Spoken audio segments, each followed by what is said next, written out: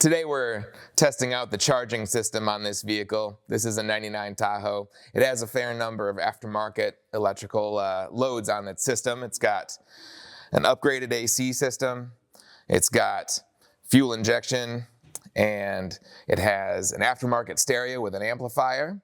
And the largest load on this system are these dual high output electric fans, which put a pretty significant load on the system.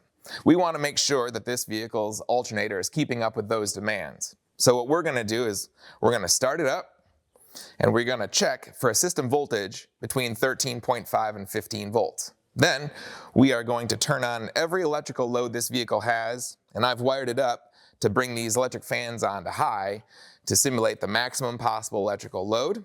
And we're going to make sure this charging system stays between 13.5 and 15 volts.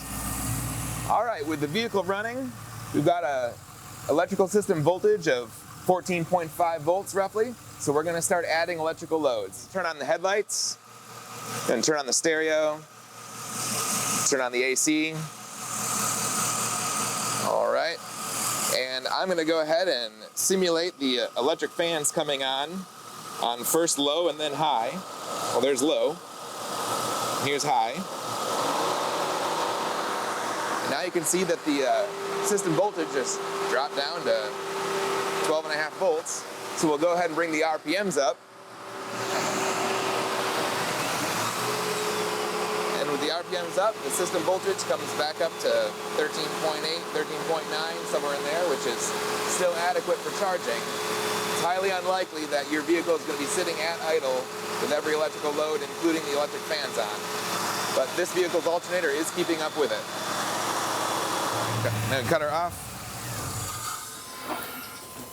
All right, so in this application, we see that this alternator at idle is not quite keeping up with the full electrical demand of these fans on high. That's a pretty unrealistic situation. However, in normal driving conditions, it's keeping up just fine. What's important here is that your battery in your vehicle should never be under load, other than the conditions of starting, or if you're using any accessories with the vehicle off. The rest of the time, your alternator should be absorbing the entire electrical load of your vehicle and maintaining a charging voltage of at least 13.5 volts so that your battery is charging back to full for the next time you need to start your vehicle. So if you're having problems with your vehicle, like fighting dead batteries every so often, or electrical components in your vehicle are underperforming, like your headlights or stereo or something like that, or if you're thinking about adding something to your vehicle, like a aftermarket inverter or a amplifier for your sound system or something like that, you might want to do this test and make sure that your alternator is keeping up with your electrical needs.